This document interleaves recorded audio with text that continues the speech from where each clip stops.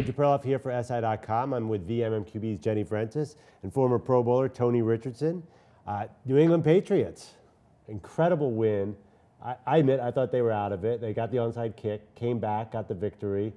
Jenny, but they lost Rob Gronkowski. How big is this injury for them moving forward?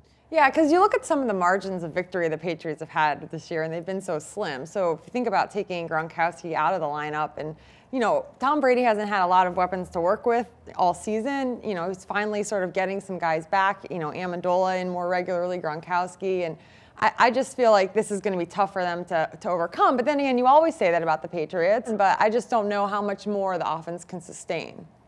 Tony, 10 wins. They've done it somehow. Can they keep doing it without Gronk? The key word is Tom Brady. As long as they have that guy back there by the name of Tom Brady, it gives them an opportunity to win.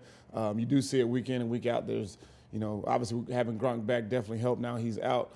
Potentially can hurt him, but somehow, some way, guys always find a way to step up.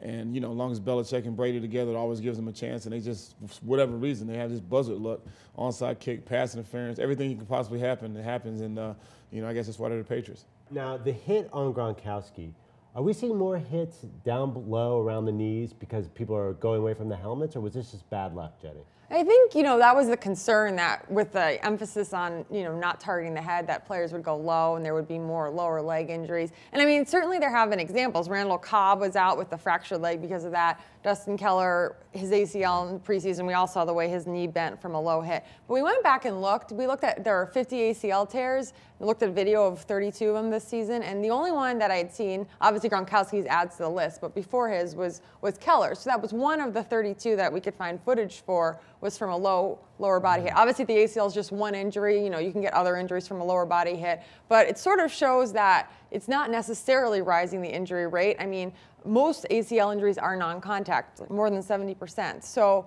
I'm not so sure that it's not as big of a concern as you would think, but then you obviously see a couple high-profile players get knocked out, their team's fortunes change a little bit, it garners a lot of attention.